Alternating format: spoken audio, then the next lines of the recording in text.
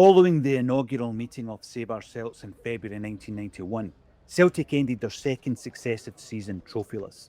Billy McNeill was sacked and replaced by rookie boss Liam Brady, who went on a spending spree with money Celtic could ill afford.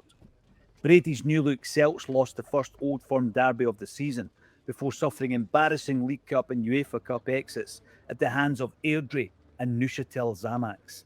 The manager and team had been refreshed, but the deeper issues at Celtic Park remained. The club was rudderless and time was running out. As 1991 drew to a close and anxiety among Celtic fans grew, Save Our Celts called another meeting at Shettleston Halls.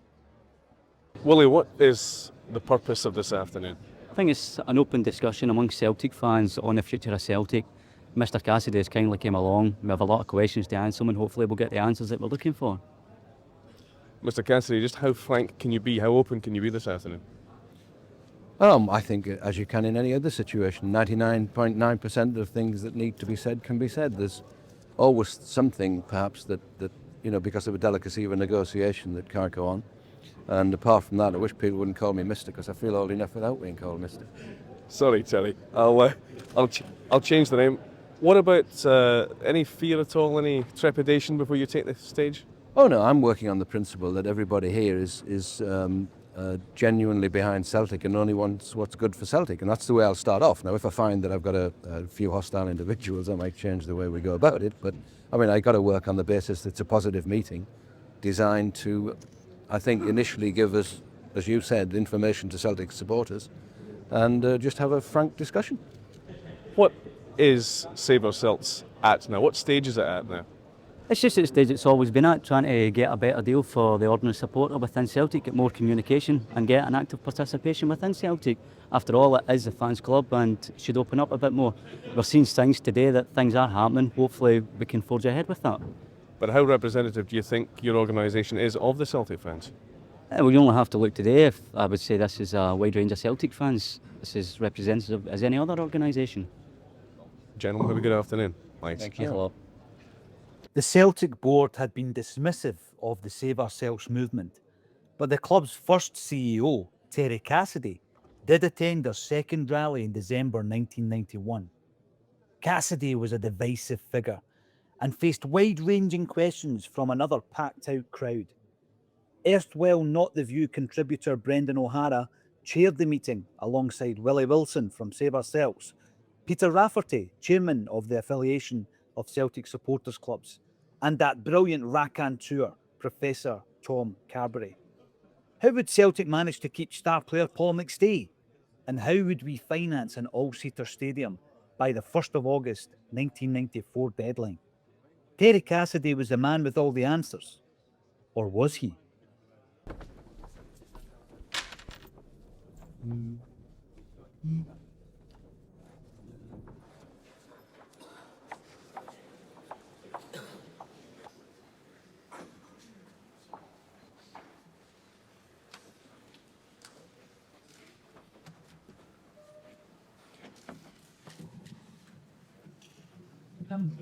Today's meeting, or for those who were here at the previous meeting, today's meeting isn't going to be the same. It's going to be run in the form of question time or sports in question.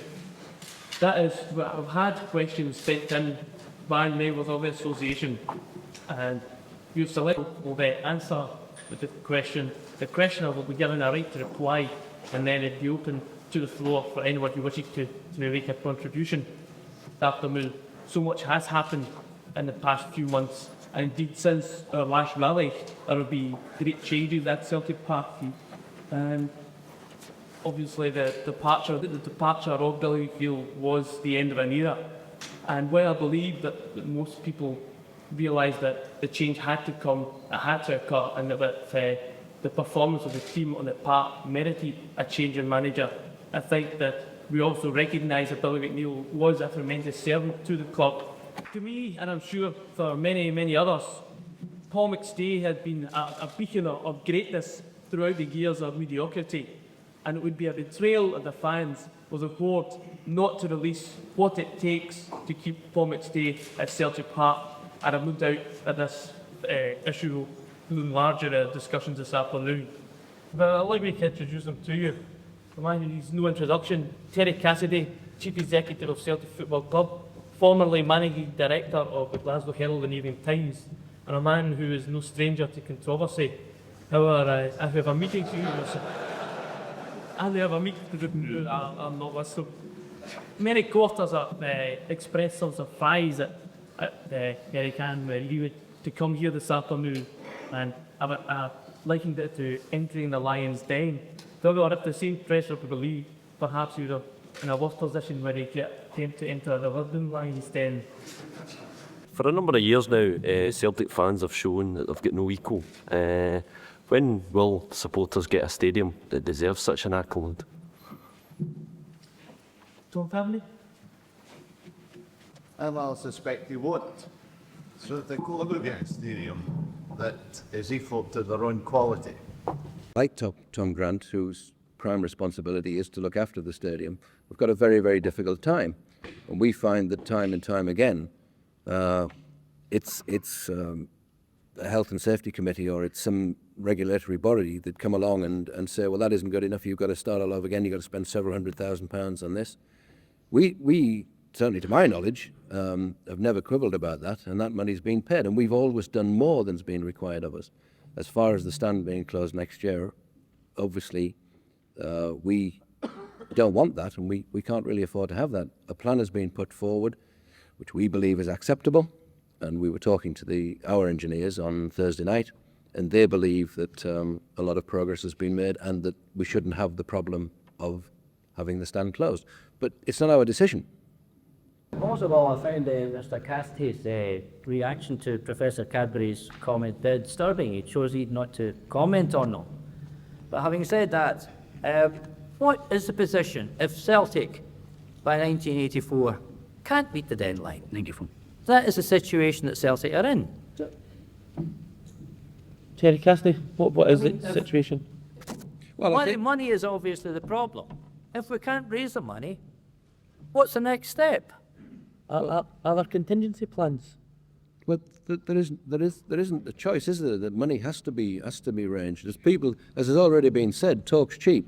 It's what's done that's important. You can talk forever. Well, what do you want me to tell you? What do you want me to tell you? That we're not going to raise the money? Can you tell us, have you any prospects of raising this money? Yes. Great. Next question. I mean, I think the substantive point was for what happens if the money isn't raised. You know, are there contingency plans? You know, are we going to sort of bolt down seats in the jungle sort of thing? We did, as we've seen St Mirren and other clubs do. I mean, are there contingency plans? Contingency plans in the event of what? Of not raising the £50 million of it is to build a new stadium. Well, we have to build a stadium wherever it is, whether it's where we are now or whether it's on a new site by 1994 because of the Taylor report. And we have to do that. It's not a question of can we or can't we. So it's got to be done. What you're talking about is what level of stadium. Mm-hmm. But we have to have an all-seater stadium by that time. If we don't have an all-seater stadium by that time, then we're not in business. We close the door. That's really what it Well, amounts to. I don't know. I can't look into the future. No, but we've got a deadline to meet. Yes, and I can't convince you, obviously, by talk. We will meet the deadline and we will have the stadium, and in my opinion, we will have the best stadium in Europe. I'd settle for the best stadium in Glasgow, not let alone Europe. Oh, fine. Thank you. We move on. We get question number 3 from Matt McGlone of Glasgow.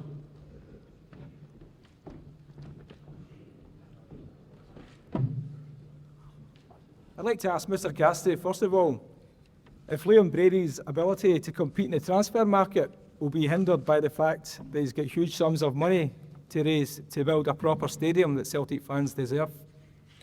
Well, no, obviously the idea is that, and this is where we get into all these various methods of raising money, and that's why it's important that we can try and separate the two issues, because as well as trying to raise money for a stadium, people also forget that once you've got it, it needs maintaining and it needs running, and that'll need an awful lot of money as well.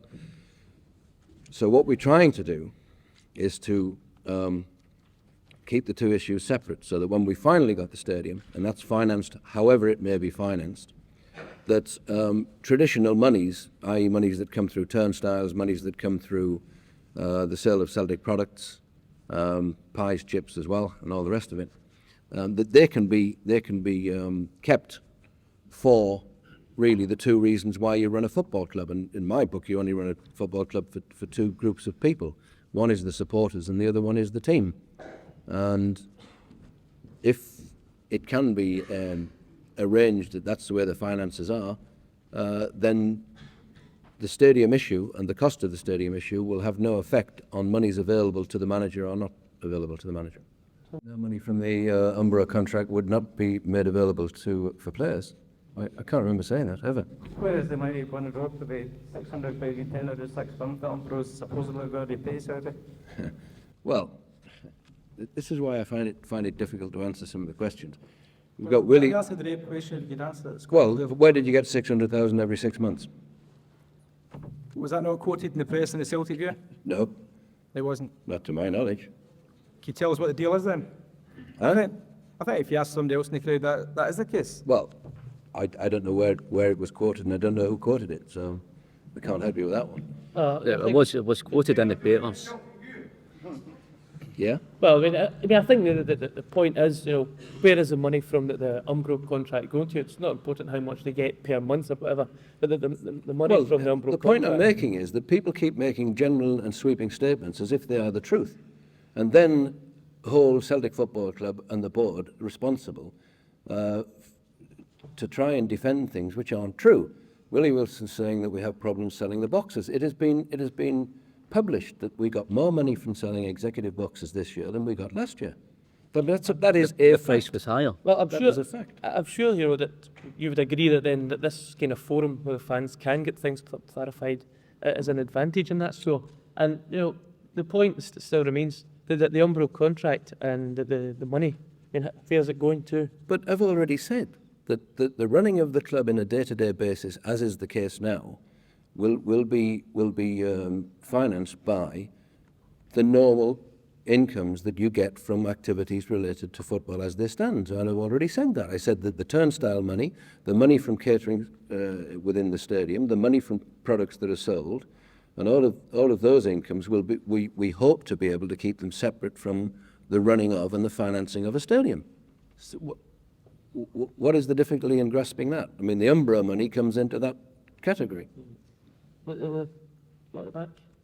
I'd like to ask Mr. Cassidy, you say the deck is open to raising money for the new stadium. Sorry, about the difficulty in raising money. Now, how would you raise it? Well, I readily admit that I myself don't see any way out of the difficulty. But since the question's asked, you see, I read somewhere that Mr. Cassidy has a range of options to put to the board. Now, I think it would be quite unrealistic of those of us here today to expect them to reveal them to us before he reveals them to the board. But nonetheless, it seems to me that there are about 6 possibilities. 1, you find an angel, you find a godfather, like the guy at Blackburn or Alan Sugar at Tottenham Hotspur, the way Sir Thomas Lipton put it into Shamrock the Third. Now, the trouble with people like that is, A, you have to find them, B, you have to persuade them to put in the money. But see, when you do, they want an element of control, and I don't see the board letting them have that. The second is the venture stock. Now, Mr. Cassidy, I thought, was both fair and optimistic in his earlier contribution. He concedes that other clubs have tried to raise money by the venture stock and failed. But he believes, if I understand him right, that he has, or the club has, some magic formula which would possibly make their sale of the venture stock work. I find that hard to believe. I'd be delighted to be found wrong, but I don't think it's going to happen. The third possibility is to increase the share issue, to transform the company from the small private company that it is into a normal joint stock company. Now, there's all sorts of problems there. First of all, those of us from the Irish community, Irish Celtic community here in the west of Scotland, aren't renowned for the nature of our investment portfolio. So we are not normally the sort of folk that buy shares. Secondly, whoever buys the shares, it would mean that control would be wrested away, or would be liable to be wrested away from the board. And third, it could mean that not only that happens, but the tradition of the club goes, and that the name is retained, name itself even may be abandoned, but the name could be retained, but there could be no real linkage into the Irish community. In other words, you could become a Glasgow Hibernian. Wear the colour, has a name, but virtually indistinguishable from any other team in the Scottish League. Now, I don't see the board doing that either. The fourth possibility is a bank loan. Well, you're kidding. I mean, we know the banks aren't very good these days, but at the moment they're merely foolish, they're no damn. They're not going to give 30, 40 million pound loan to the Glasgow Celtic Football and Athletic Company Limited. The fifth possibility is to get sponsorship money up front. But they've just taken in a lot of sponsorship money, and I don't see sponsorship money coming in up front to be of the size and nature that is required for the commitment for the stadium. Now, as I understand it, there is a sixth possibility which the board is toyed with. Whether with or without Mr. Cassidy's blessing, I wouldn't know. And this is the identification of some 20, 30 millionaires who will be talked into giving $1 million each. Now, that's to include people as Dempsey and Sean Connery. Well, the way things are looking, I think Sean Connery is more likely to give it to the SNP, and I think Dempsey would give it even to BCCI before he would give it for himself.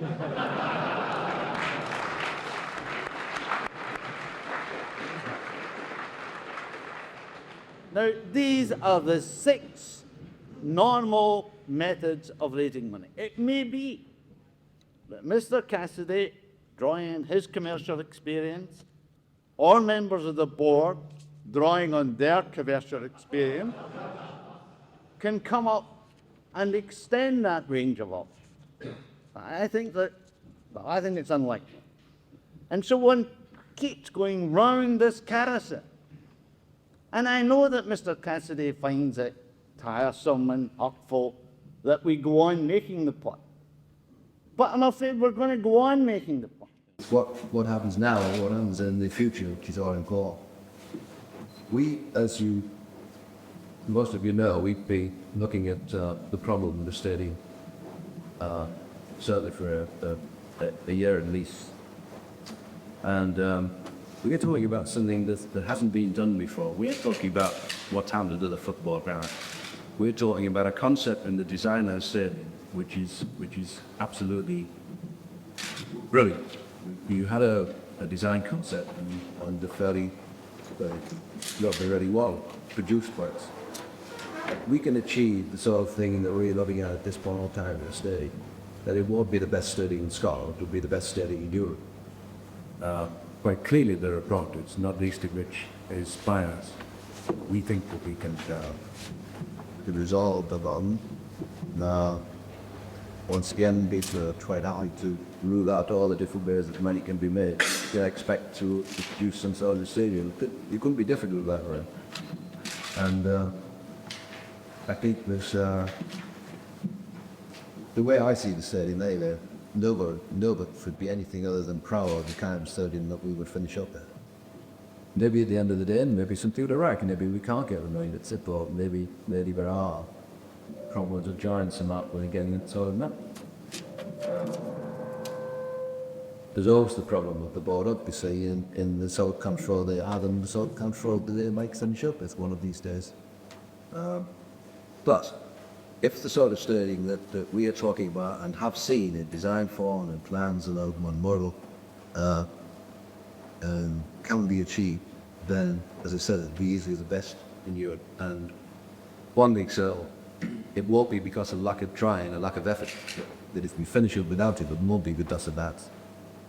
Well, I guess that the method of finance is pretty well known. There isn't anybody tonight go to, so there's nothing new in the door. But everything's got to be looked at. I think one of the problems is that people just write up the debenture scheme simply because when you look at the way it's being done by other football clubs, it hasn't been done particularly well. And it's been done in some cases rent from almost sheer con. Well, it would be better just send the fans, give us £1,000 each because we need the money in that, rather than try and sell them a debenture without the advantage. And most of them don't offer a great deal of value for money. Perhaps it is possible that you can look to the debenture scheme in a different way. Selling a debenture to say we're selling petrol or a bar or chop. What do you get for your money? It counts. You get the scheme whereby whereby the ordinary supporter can afford to buy a debenture, but it's also good value for money, and means that perhaps it might even appreciate the value. And if we can make it easy for people to buy, that easy to pay out the period of time, that may contribute not awful lot of the monies toward the scheme. It won't produce them all by any means. But can I go back to the initial question of James Cassidy? Yeah, I'm quite sure, Mr. Cassidy, that it wouldn't be through lack of trying that you wouldn't get a stadium. I think what the question was, when we're going to get a stadium. I think, we were given information that we would get some sort of substantive decision by August. Then it was put back to the end of the year. And we're now at the end of the year and we still don't have any information forthcoming about a stadium. The question was when. Well, first of all, we have the problem which every club's got, and that's because of the Taylor report. There's a time constraint when it has to be done anyway. It's got to be done by 1994. And the schedule that we're aiming for is the 1st of August 1994, effectively. Secondly, as far as the sinister of May, I think what was said is that in August we will be talking about the number of sites that were up for review, and that by November those sites would be reduced to the ones that were probable runners, and then that around about this time of the year, that there would be a proposal put to the board where we would beat out 3 sites, and that's what is double. We've had meetings in the last 2 weeks. We've had 4 meetings with Super Stadia, the consortium that are looking at or have been looking at all the sites, and have now come down to the wire. And there will be a proposal and the presentation put before the full board of Celtic Football Club on Saturday, December the 14th, where 3 sites, one of which is Celtic Park, will be presented to them. And the Super Stadia people are obviously professionals in the sense that we are not. They have a design team, they have engineers, they have constructors, they have financiers, they have marketing and promotions people. That's really why the consortium's there. They will then put those 3 sites to the board, and they will say, as independent, objective professionals, what their preferred option is. As far as the experts on construction are concerned, we are told that providing a decision is taken by the spring of 1992, and a start will be made round about 1992, spring to summer of 1992, then the deadline of August the 1st, 1994 can be met, which means that when the proposal is put to the board on December the 14th, then the board at least don't have to panic, then they shouldn't be rushed into taking a decision that is under some considerable pressure. All I've got to do is raise the money. Talk to you want to buy one. My fear in all of it is that Mr. Cassidy is too sanguine and I'm too pessimistic. What's coming through here is that the board was to make a choice, 1 from 3, as to the form of the stadium and the location of the stadium. But the more adventurous the stadium is to be, the more capital is going to be required. And there is no indication whatsoever that there is any imagination on the creation, the production of that capital. Now, we read in the press some considerable time ago that Mr. Cassidy was poised to give the board a range of options. Most of us here could come up with some 6 or 7 options. And I'm doing it again and again and again. And I can't find any way out in any of these options whereby a club that is already £5 million in debt, more or less, which is renowned for having been badly run, could raise the amount of venture capital that is going to be required. I mean, if Mr. Cassidy can solve this problem, he's Houdini.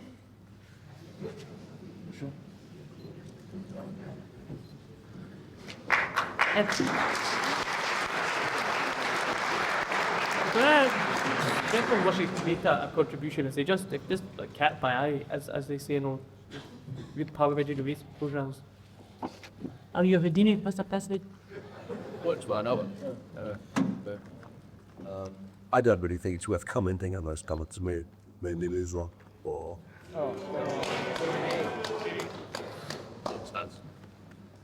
Well, as I'm contribute, we've got the second question, which is again to do with the stadium, and it's from Graham Mackay of Perth.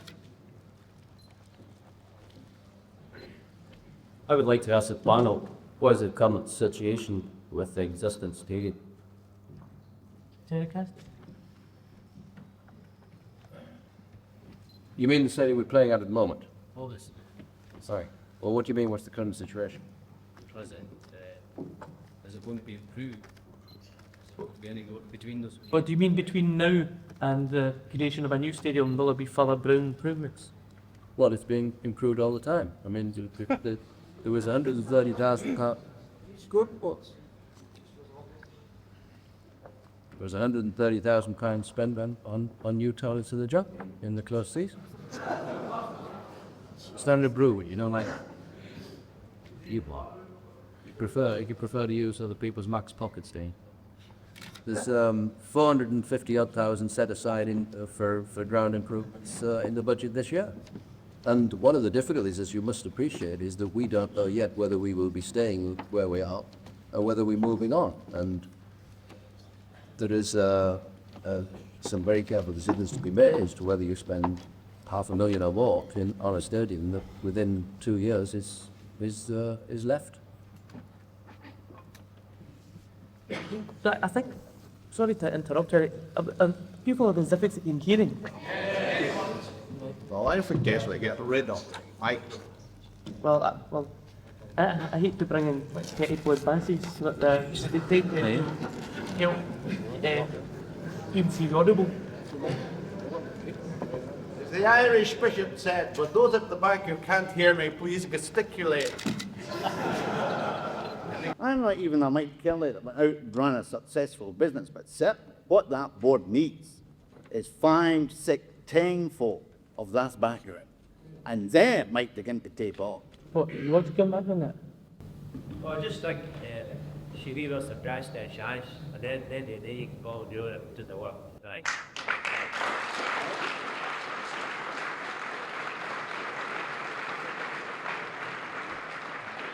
Are there any follow-up points? The gentleman there. The partner of the money there, the past 12 years, the season we had, 12 years, where did that money go? Did everyone hear that? The question was basically, where did the money go during the... There, and we're very open, the Lisbon days, from the early 60s to the 70s. From the mid-60s to mid-70s, where did the money go? Now, they don't tell you that, the board, they never tell you. Because I find the board there, I've never had any trouble, probably a ban. But the board there, there's only one man in that board there on top of the gate, man to man. The rest of them ignore you completely. You're just dirt. You're just an obvious supporter. But the old man has talked to me out with one board, and Mr. Cassidy has talked to me. To the rest of them there, and I've followed it all my life, 60 years. But the money situation there is ridiculous there. Where do they go to? They're not answering that question. They've never answered it. Where does the money go to? Well, it was certainly long before... I think it's unfair to ask Terry Cassidy's time, and I don't think it'd be fair to sort of try and pin that down. I know certainly that's a long-standing grievance among Celtic supporters, which many people feel hasn't been answered. Are there any other confusions? The gentleman's side there. Yeah, I accept what Mr. Cassidy's going to say. He's going to promise us a new stadium in 1994, but I think there's some more important points, certainly to me. Can we keep Paul next stadium? Could we need to keep him? We go you stay, we get nothing out of that. The fans are possessed just now. can Mr. Cassidy tell us, one, why we keep Paul would stay, and, well, that's the right question. Well, maybe we will come on to that. If you want to raise a very quick answer, but we'll be coming right to make that. I mean, that'll be a question and answers later on. I mean, the short answer is that we can, but you've also got to take into account what Paul McStay wants. If you go over the options that have and some of the things we've discussed today, it was touched on in one way about talking about players. A, can we afford them, and B, would we keep them? And what's happened is since Liam Brady's arrived, that we've sat down together and gone through the whole wages structure on the team side. And I disagree with Peter Rafferty when we say we want two good teams, one commercial and one football. We want one good team because they're really indivisible. There's only one Celtic Football Club, not two or three. And I think that one of the things that has been done now is that looking at all of the players from juniors right through to the most senior player in the club, comparisons are being done about where they stand, what they should get paid, and what sort of structure there should be. And there is now a wage structure in there. Secondly, probably more importantly, is that wage structure is competitive. And there's no problem now in talking to players, for example, from England, and not being able to get them because we won't pay them what they can get down in the south. So as far as Paul McStay is concerned, and at this point in time, there is not the panic that you might believe if you read the newspapers. Paul McStay has already talked to Liam Brady. The talks have been, as you would expect, friendly. There is no urgency on either side. Paul isn't saying, look, I want this thing sorted out, otherwise I'm off. Again, you might believe if you read other newspapers. We might be able to offer him financially a better deal than he can get anywhere else. He may believe that in his own personal ambitions and where he wants to be in the football world, he may be better off playing in a different league.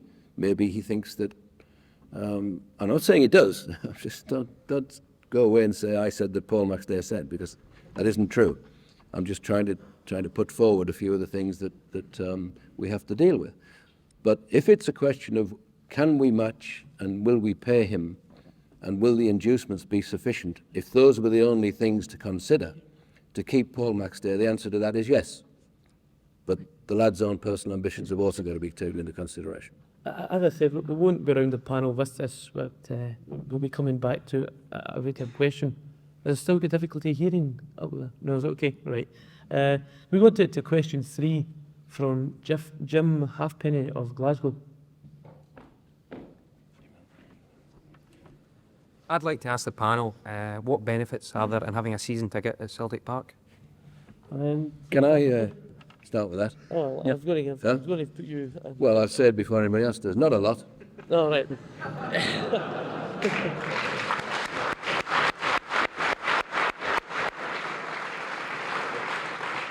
Tell me something I already know. Well, in spite... I'll put Peter on. Well, in spite of what's been said, that nobody at Celtic Park kids themselves that there isn't a lot wrong at Celtic Park. There's a hell of a lot of things wrong. In fact, just about everything that I look at needs attention and needs to be done. And one of the things is the question that's just been asked. What benefits does anybody get from going to Celtic Park? And we've touched on those in a number of ways, on the state of the ground and where are we going and what it's all about, et cetera, et cetera.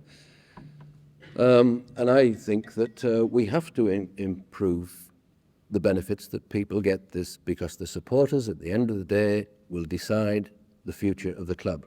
Without the support, there is no club. So you've got to start somewhere by trying to improve the lot of the people that pay money to come along and see the team performed. And we have to find ways of giving people value for money. And we have a wonderful platform in the commitment that the supporters show to Celtic is probably greater than supporters show to any other club. The loyalty and I would almost say devotion they show to the club is probably unmatched. But we've got to start giving them something in return for that. And it's very difficult, and the club is going to go through probably its worst 2 years between now and arriving at the stadium that we finish up with, whether that be a redeveloped Celtic Park or whether it be on a greenfield site. But the next 2 years are going to be awful, because we've got this stadium, which is pretty much a white elephant in the present situation that football is running. There are loads and loads of commercial opportunities which we can't even tap because they're not there because of the site that we're on, and won't be there until we get a developed stadium. And so, as far as the next 2 years are concerned, I think they're going to be tougher than the current years. You said about extra games coming at Celtic Park, and we may as well close the gates, because we've been playing the ball to the league, we've been nobody there, with the highest crowd in Britain and Scotland yesterday, and the 5th highest crowd in Britain. Let Mr Cassidy answer that. That was the extra revenue was coming in to spit it. The season ticket holders didn't take it payment. What I said was... Are you ready? Are you sitting comfortably? Right, no. Then I'll begin. I don't remember saying anything about paying for any team bus at all. Not at all. You can prove it, I'm sure you can prove it, so that'll be great when you show me the cutting.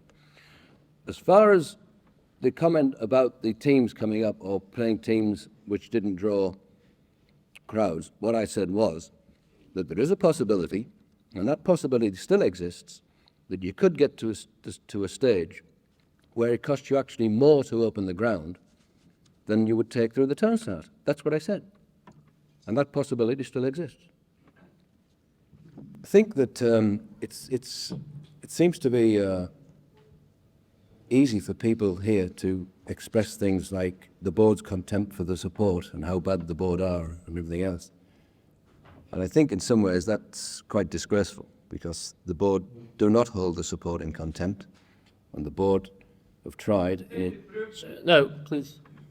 The board have tried, and indeed one way of trying to show that there's a difference is that they have appointed a chief executive at the beginning of this year, and that's changed the structure of the way the club is run.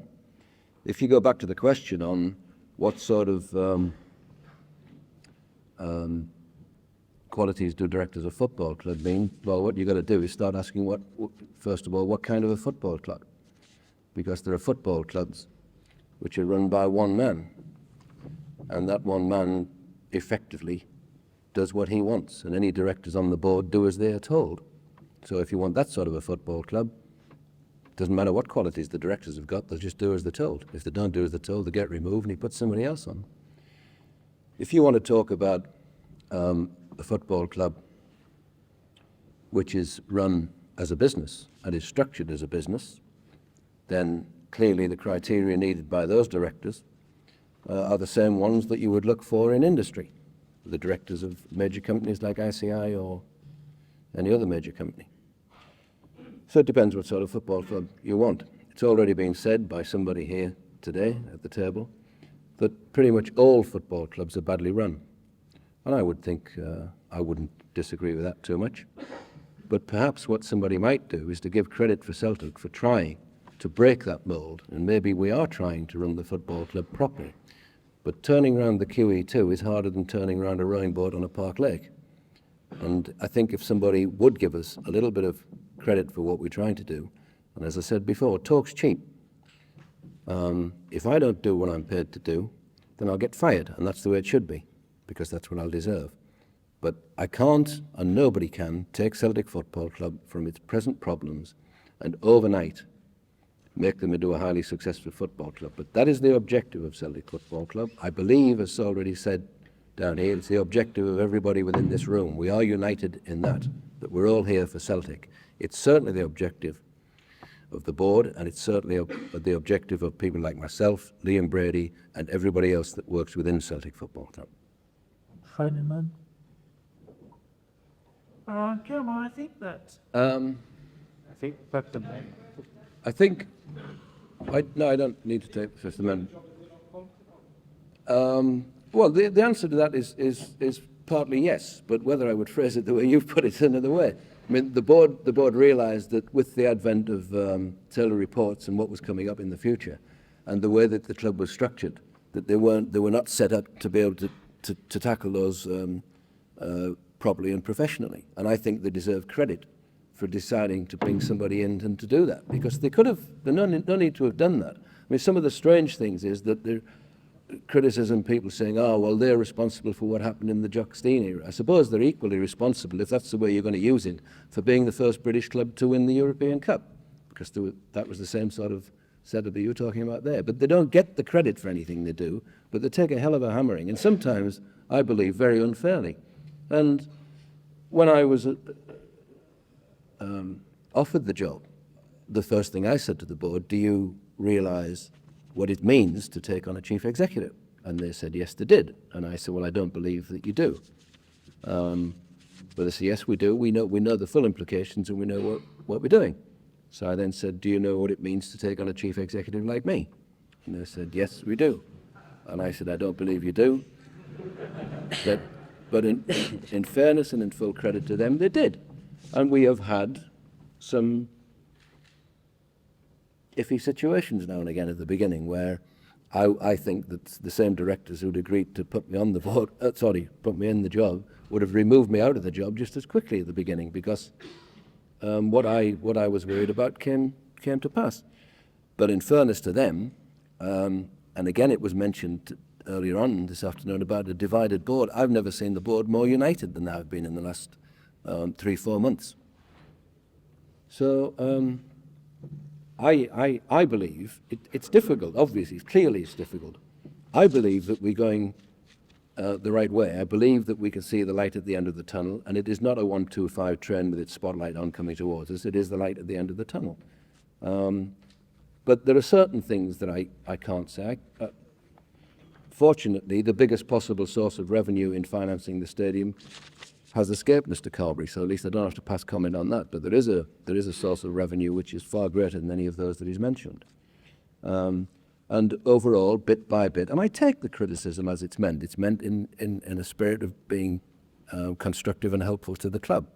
It's a bit hard to take now and again because it tends to be pretty incessant. But we're tackling the problems, and I firmly believe that a year from now we won't be recognised, and that won't be because we've gone down the way, it's because we've gone up the way. I have read in one newspaper that Paul Maxtay has said that is the case, so I don't know whether it's been widely read, and I still don't know whether Paul Maxtay actually said that, which is another point. Yeah, well, yes, I mean, I know what it says in newspapers. I mean, it says walled sausage on the sides of buses, but you try and buy them inside. So that don't necessarily follow because that's for crow. He's the worst, so he was on the side of buses. But to take his point, and I think it's a valid point. I mean, whatever you do for a living, you want to believe that the company that you are employed by is one that is going to be around for a long time and is one that's going to be successful, and that should be no more different for a professional footballer than it should be for any of us. And he's quite right, perhaps to have those thoughts, even if he has or has not expressed them. And it's up to the club to convince him that the ambitions are parallel and at least, if not more, than his. Again, I think that steps have been taken to indicate that. Within the club, what we've got to do is we've got to talk about where we think Celtic football clubs should be. And I don't think being successful in Scottish football is good enough. We've got to be successful in Europe. And I think we've got to set timescales, if we can, where we expect to win a European competition within a certain period of years, whether it be 5 years or 7 years. And I think that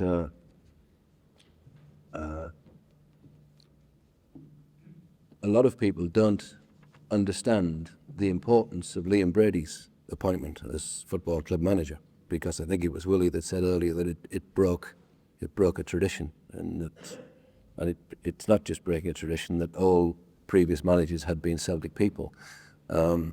It's the fact that brings to it a different dimension, hopefully a different way of looking at things, hopefully a more successful way of looking at things, hopefully a broader vision, hopefully signals an intention to get out of the sort of level that we're at.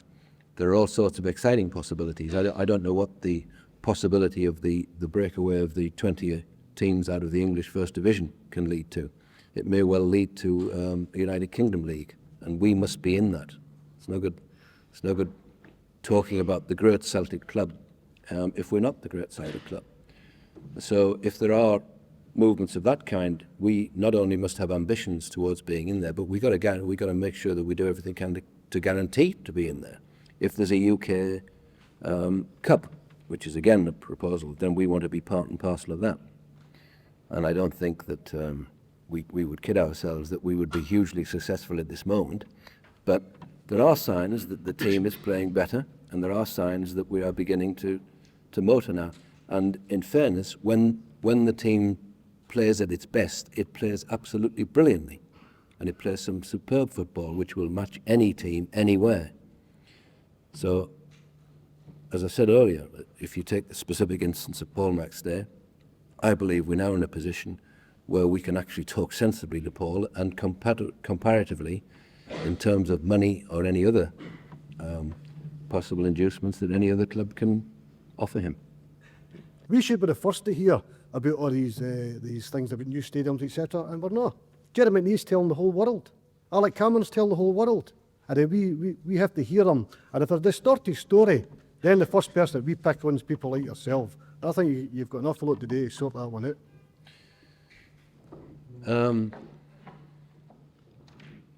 First of all, I don't know anybody at Celtic who is taking money at the board of directors or managerial level from any newspaper within the United Kingdom. Secondly, you're quite right.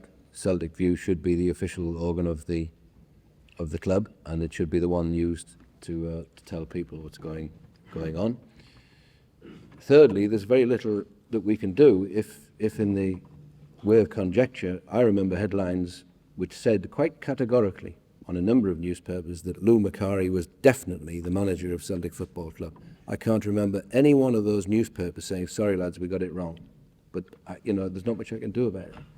And they make statements as if they're fact, and when they are proved conclusively by the way events have turned out, there's never a blush, never mind an apology. I don't know how you can deal with that. The only way you can deal with that, I think, at the end of the day, is by trying to be using the Celtic View, as you quite rightly say, but also being consistently open and honest. That's all you can do. You just keep going at it, and going at it, and going at it. But there are more newspapers produced in Glasgow than any other city in the United Kingdom. And I guess if you said that there might be 5 columns on average, probably even more than that, on all those newspapers, then they're talking about trying to fill 25 columns a day. And they're all trying to get a different angle or a different story or a new story. I can't agree with them or condone what they do, but I can understand why sometimes you get gross exaggerations and they run hares that never ever get anywhere. I guess from talking to supporters when I've been outside the ground or wandering around and meeting people who sit in the body of the kirk at the last meeting, that my view was that, well, not unusually, there were 2 separate parts to the Save Our Celts campaign. There's the people like Willie who want to run the club, and there's the rest of the people who seem genuinely concerned about the club and turn up at these meetings in the spirit in which the meetings are intended to be. I have never ever made public, through the newspapers or anywhere else, any of the correspondence that I've received from Save Our Celts, but it certainly has been the case that any correspondence that I've sent to them has appeared in newspapers. I haven't made reports on telephone conversations or any other conversations I've had with the Save Our Celts organisations, but the Save Our Celts have. So, I mean, I work on the basis that the organisation as such is set up for genuine, caring reasons, which are all about the best interest of Celtic Football Club. But then I have to be guided in my thinking by what happens to me when I meet various people. I mean, it's difficult even to get consistent communication with them, and a lot of the criticism that Save Our Celts officials throw at Celtic Football Club, they are particularly guilty of themselves. And as the man there said, get your own house in order first. But I welcome the meeting. I'm delighted that you've invited me. Thank you very much for having me and listened to me. It's just went as I thought it would go. It's been, well, I think a useful exercise, and I've enjoyed it anyway. Oh, you want that?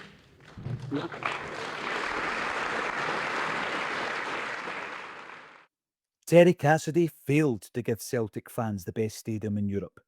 And whilst Rangers continued to spend and win, Celtic continued to fail, and the debt continued to grow. The hapless board stumbled from Cambuslang pipe dreams to fictitious Geffen investment as the walls kept closing in. Although the Save Our Celts movement fizzled out, their initial efforts should never be forgotten. They led the way for fans to mobilise and challenge the board, and they inspired others to do the same.